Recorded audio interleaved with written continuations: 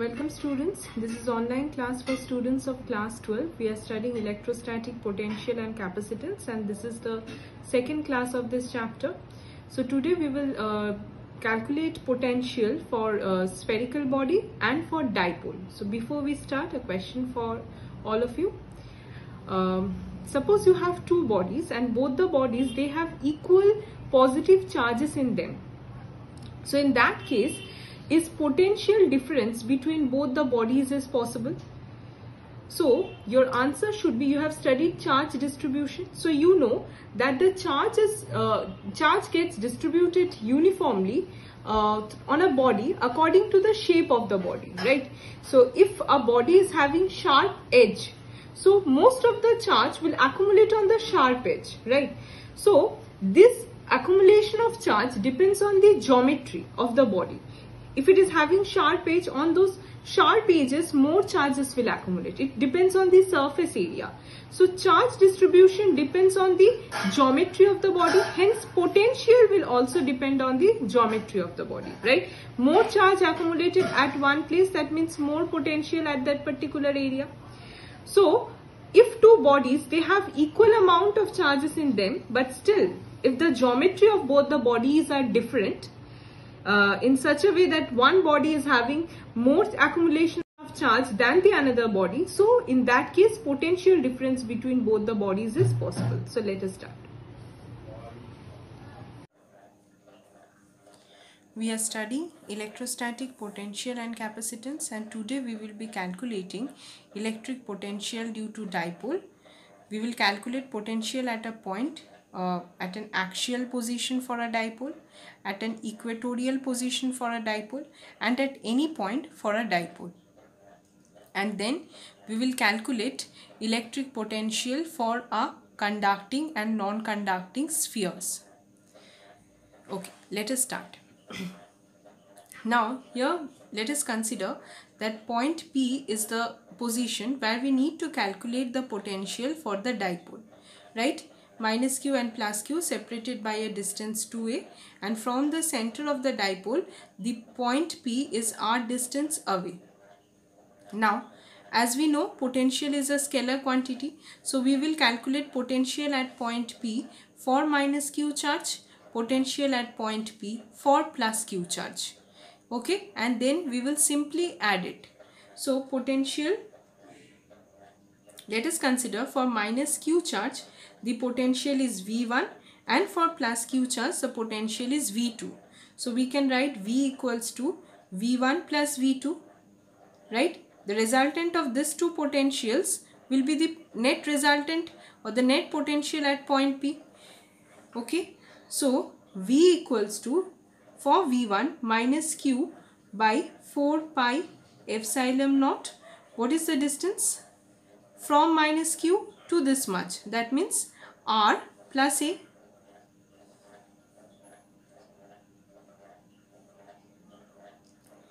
Plus for V2 plus q charge 4 pi epsilon naught. Okay, 4 pi epsilon naught r minus a. Let us take this common, q by 4 pi epsilon naught 1 by r minus a minus 1 by r plus a. Q by 4 pi epsilon naught. Now this can be written as r square minus a square, right? R plus a minus r plus a. Okay, gets cancelled out. 2 aq 4 pi epsilon naught r square minus a square.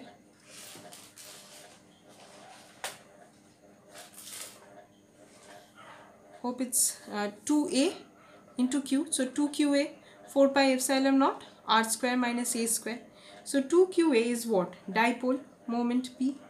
That can be written as P 4 pi epsilon naught r square minus a square. Now dipoles, we consider short dipoles molecular distance. So that means this A is much less than the distance where we are finding out the potential.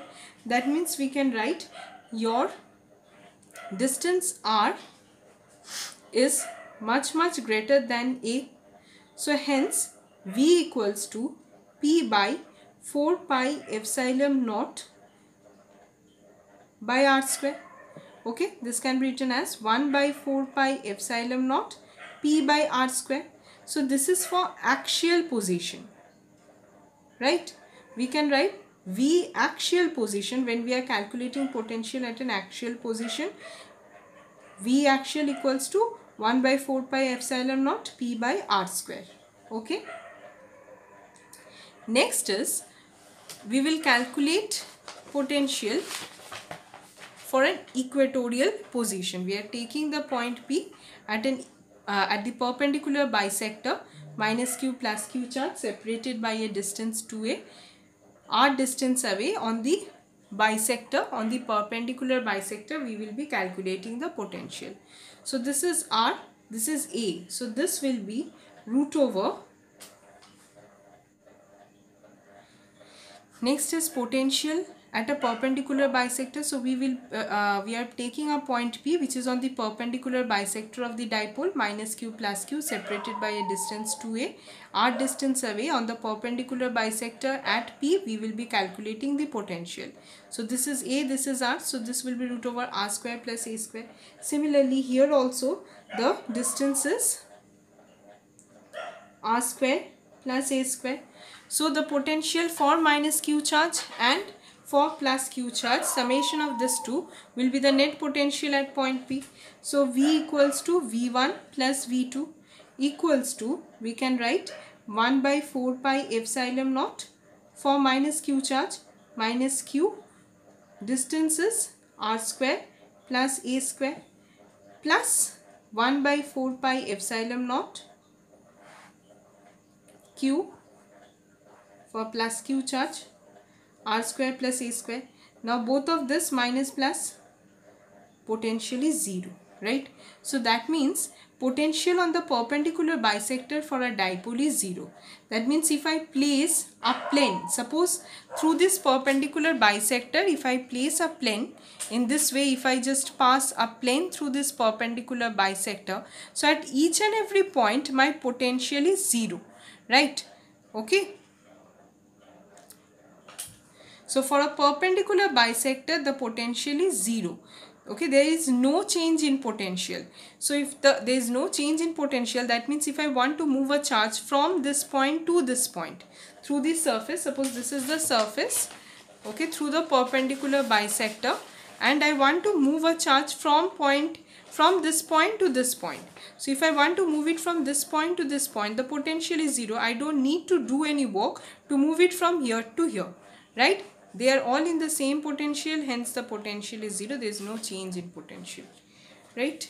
Secondly, if we have to calculate potential at any point for a dipole, right? At any place we have to calculate the potential. So we have to calculate the potential at x. The coordinate is r, comma theta. That means this particular position x is theta angle inclined. Okay, it is inclined by an angle theta and it is r distance away. R comma theta means this particular point with the dipole, it is inclined at an angle theta and then it is r distance away from the dipole.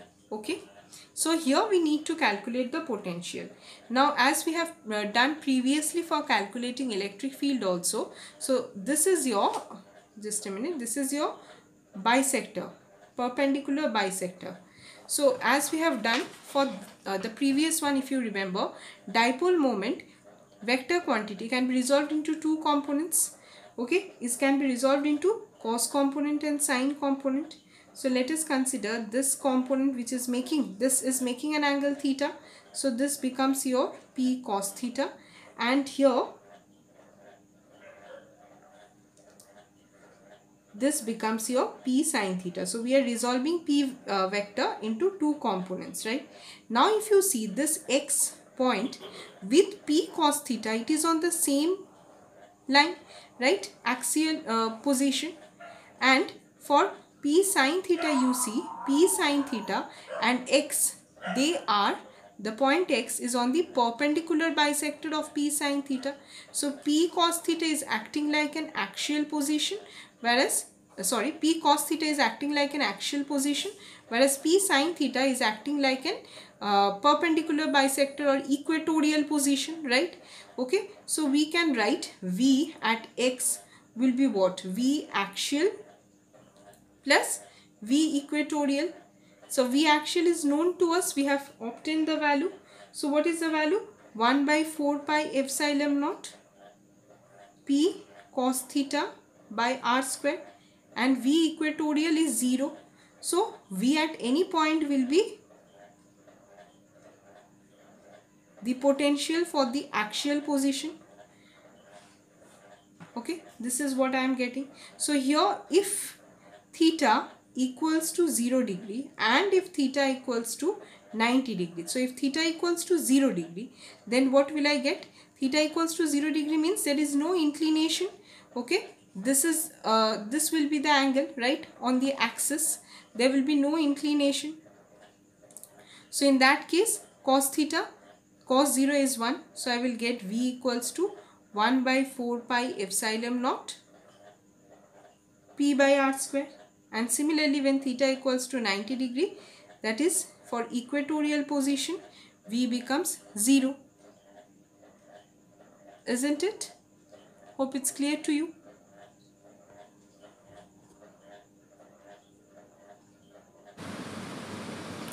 Next is, we are going to calculate potential for a conductor and for a non-conducting sphere. Means a sphere can be conducting. That means the charges will be there only on the outer surface of the sphere, as well as the surface, the sphere can be a non-conducting one, where the charges will be distributed throughout its volume. So in the first case, we are considering the case of a conductor.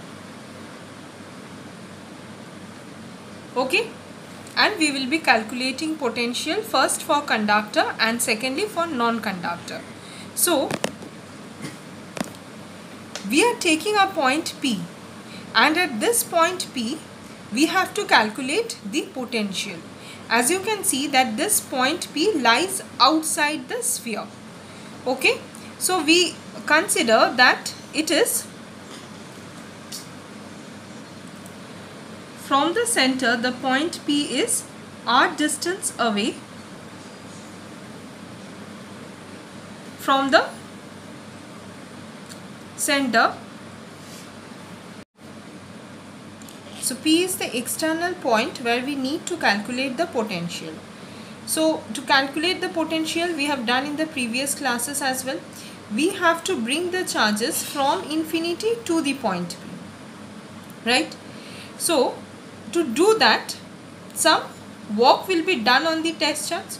Let us consider, to bring the test charge Q0, we are doing a work which is resulting in potential at point P. So let us consider that the displacement is dl as we are bringing it from infinity to point P. Now if you remember, the external displacement means when we apply force, we do an external work which causes an displacement opposite to the direction of the electrostatic force. The work which we do is opposite to the direction of electrostatic force. Okay, so if you remember, the displacement which is caused by the external agent is dl, which is opposite to dr. dl is displacement vector and dr is position vector, the small elementary length dl, while I am bringing the test charge from infinity to point B. So I am considering the small elementary displacement, and if you remember, I have told you that position vector, okay, this r represents the position vector. So from point O to P, this is the direction of the position vector r. The position vector is always directed from the center to the point where I am calculating the potential. Okay, so your dl and dr, they are oppositely directed to each other, right? And we have also got the expression E dot dr equals to minus dv, or dv equals to minus E dot dr. If you remember, we have done all these calculations. Okay, so what are we doing? We while bringing the test charge from infinity to point P, we are having a displacement, small elementary displacement dl. So in other way, we can consider that we are having a displacement dr vector, which is directed from point O to P. Okay, this is the small elementary displacement which is occurring.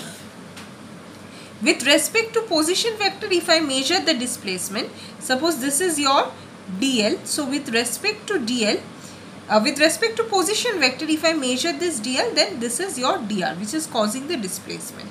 So we can apply this dv equals to minus E dot dr. This is known to us, right? Now you see, this is the direction of electric field and this is the direction of position vector. So E and D are both directed in the same direction, which can be written as E minus E dr cos theta. Theta is how much?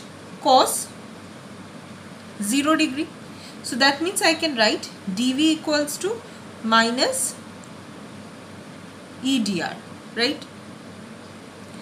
Now we are bringing the test charge from infinity to the point P, right? So from this is my initial position. Okay, so from infinity, initial minus final to point P. Similarly, electric field also from infinity to the point P, or rather this distance is r, so I can write, better if I write small r. Okay, it is covering a distance small r. Hope it's clear to you. Now this, if I integrate, I will get v. So from infinity to r. Now this can be written as E is known to us 1 by 4 pi epsilon naught, which is common, will come out of the integration, q by r square. So q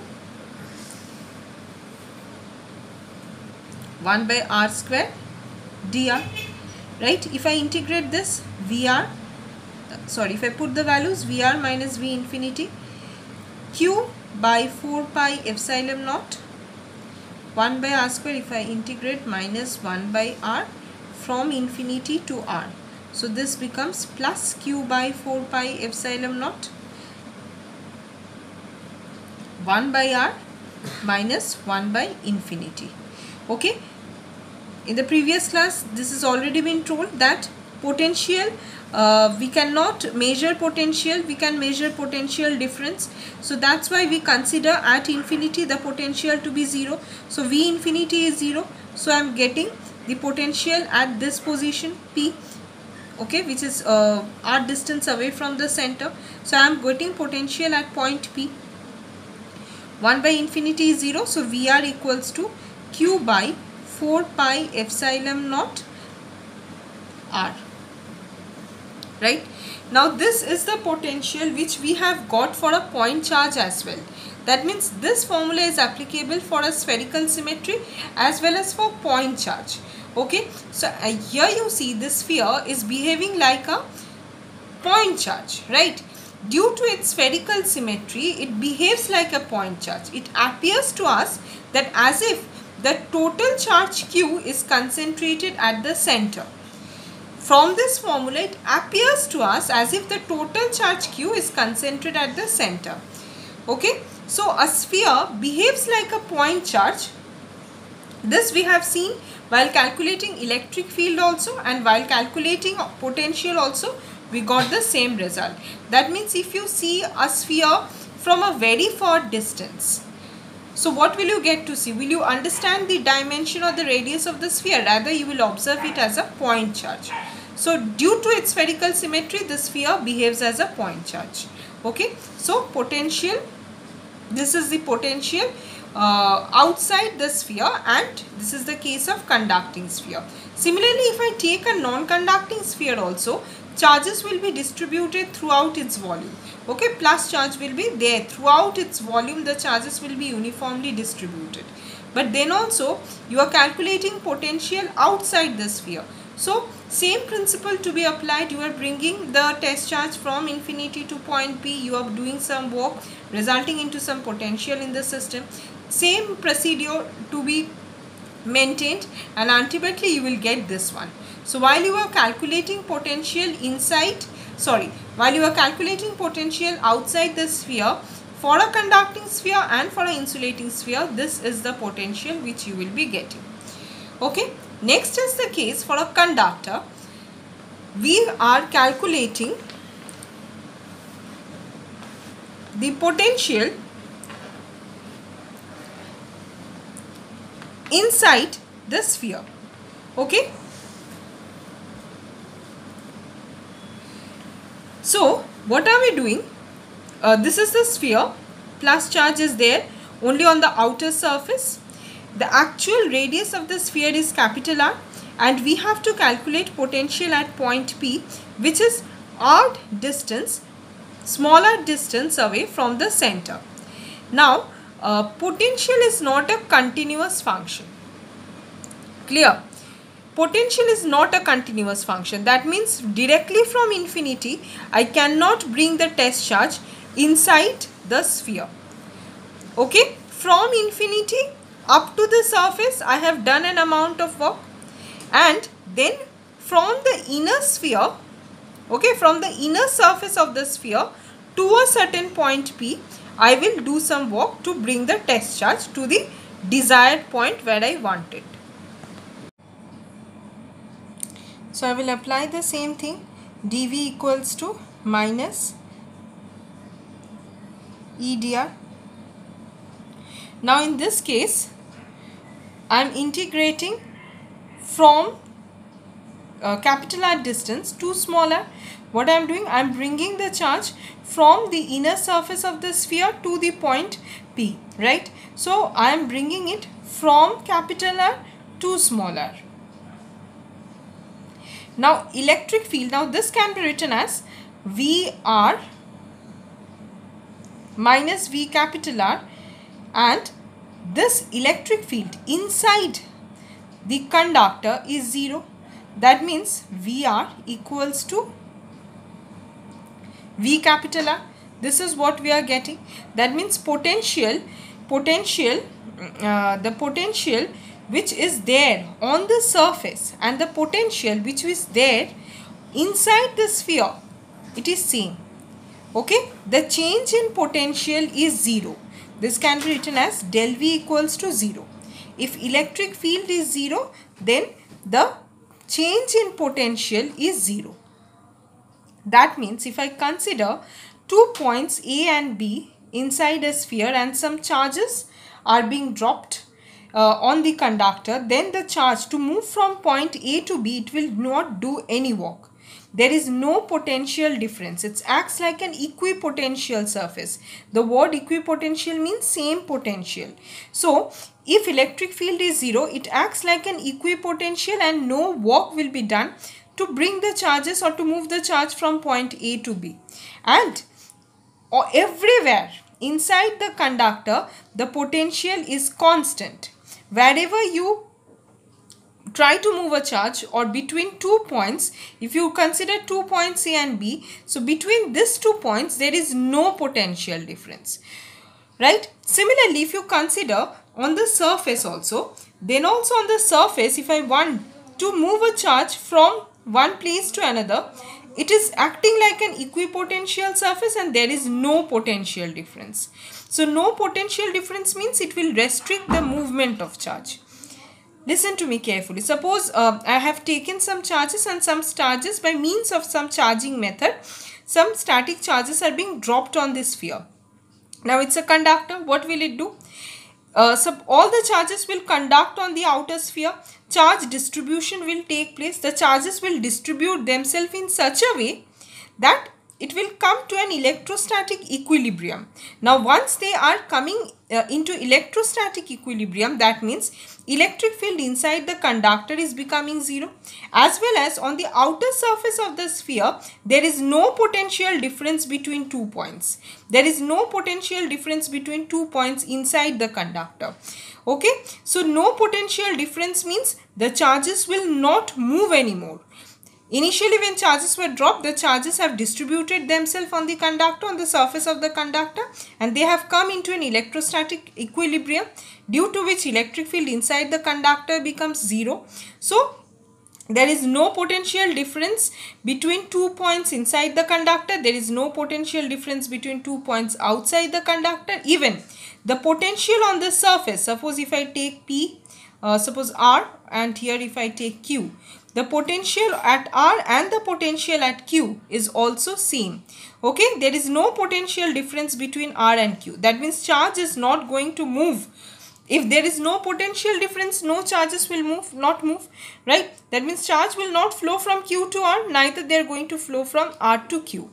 Potential is constant. Remember, the potential is not zero. Electric field is zero means the change in potential is zero. So potential is constant inside a conductor. This is something to remember. And from here we can calculate the potential on the surface as well. Suppose if I consider that this small r equals to capital R. This small r equals to capital R. That means I am considering this distance r to be here. Okay. Then what will I get? VR equals to Q by 4 pi epsilon naught capital R. So this is potential on the surface, and this value is equivalent to the potential which is inside the conductor. So this is potential on the surface, this is the potential inside the conductor. That means there is no potential difference and no charges will flow out. No charges will flow from here and there. I hope it's clear to you. Now if I have to draw the diagram of potential versus distance, okay, if this is potential as a function of R, potential versus distance, and if this is the sphere, if I consider this as the sphere, so up to this much, okay, this is your, I can consider the radius capital R. So what is happening inside the conductor? Up to the surface, the potential is constant, right? There will be no change in potential. And after that, what happens? The potential decreases with distance. Okay. So this is the graph of potential versus distance for a conductor. Now next is, we will calculate potential inside the spherical body, which is an insulating body, which is a non-conductor, right? If we take point P outside the conductor, we know how to calculate it. Now I am taking point P inside the non-conductor, okay, and conductor means charge is distributed throughout its volume. So again, potential, as I told you, it's not in continuous function, so I cannot take potential. While calculating the potential, I cannot assume that I am bringing the charge directly from infinity to point P. Rather, I will consider that from the inner surface of the sphere, okay, from the inner surface, that is means from R to small r, I am moving the test charge. From the inner surface to the point P, I am moving the test charge, and some work is being done which is resulting into potential at point P, right? So again, dV equals to minus E dot dr. Clear? Now what I'm doing, I'm moving it from R to small r. Okay. Now if you remember, we have done Gauss theorem and everything. So we have calculated electric field inside the sphere. So electric field inside, with the help of Gauss theorem, if we calculate for a non-conductor, that will come, this can be written as rho r by 3 epsilon naught dr. If you don't know how to calculate it, you can see it from the previous video. Applying Gauss theorem, we can calculate the electric field inside. Now this rho is what? This rho is volume charge density. So this can be written as rho equals to Q by 4/3 pi r cube, right? Where r is the radius. So if I put this value of rho here, I will be getting dV minus r by small r Q by 4/3 pi r cube, right? Here I will have an epsilon naught. Okay, and here I will have a 3. So if I deduct everything, what am I getting? Now I can write k equals to 1 by 4 pi epsilon naught. Okay, it will make our calculation simple. So dV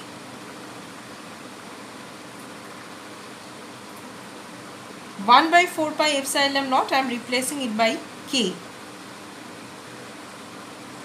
So this will come k cube by r cube into r dr. Now k is constant, q is constant, r is the radius of the sphere, constant. So this all constant will come out. Okay, so minus k cube by r cube, integration from r to small r dr. Now if I integrate this one, I will get Vr minus V capital R, right, minus kq by r cube. This is r square by 2, integration from capital R to small r, minus kq by r cube. Okay, if I put the values, I will get r square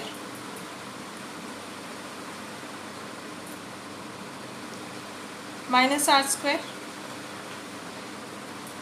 Now I will multiply kq by 2 r cube,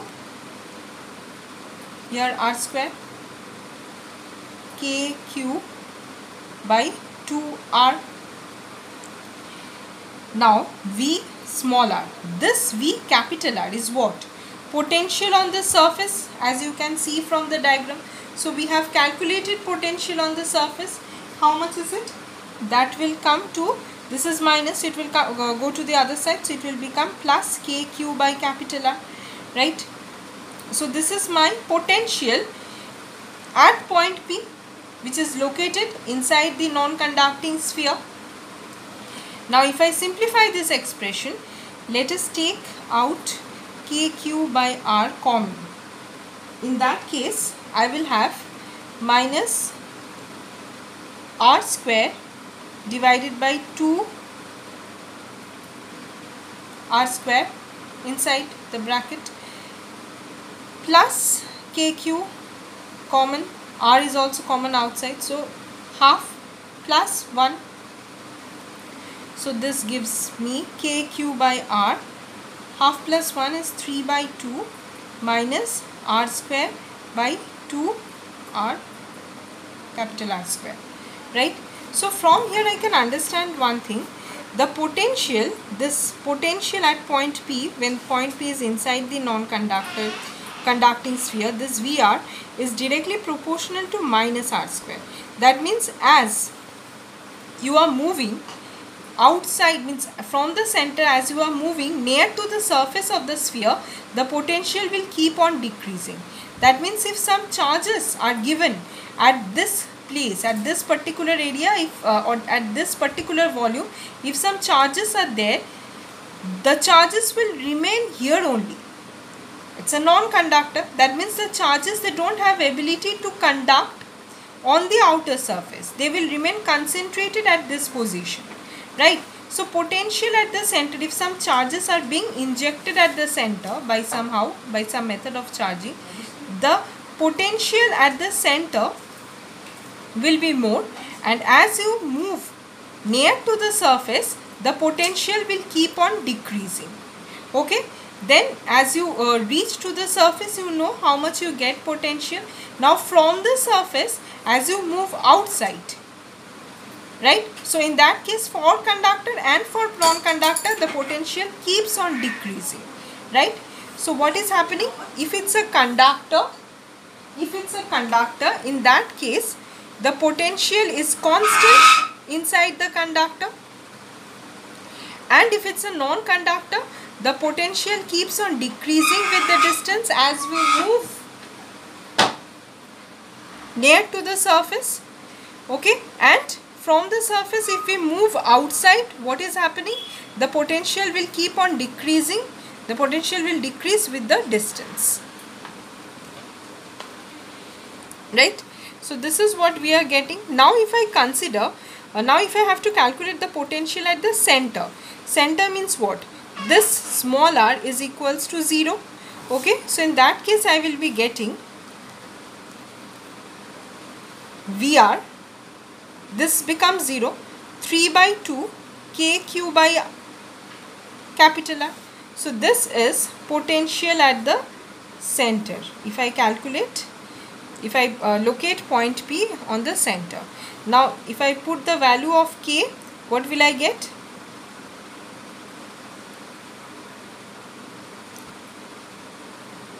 So this will give me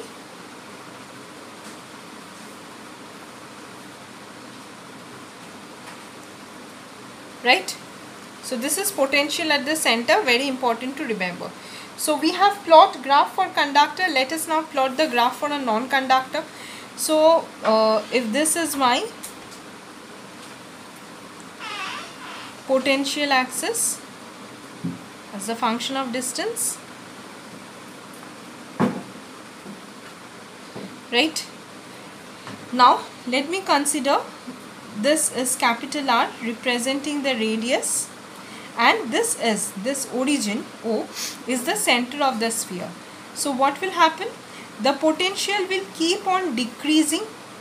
Okay, from the center, the potential will keep on decreasing as you come to the surface. Now once it has reached the surface, what will happen? If I increase the distance more, the potential will decrease further. So this will be the graph. Okay, what is happening? Potential, this is the potential at the center. If I write the value, this represents 3q by 8 pi epsilon naught r.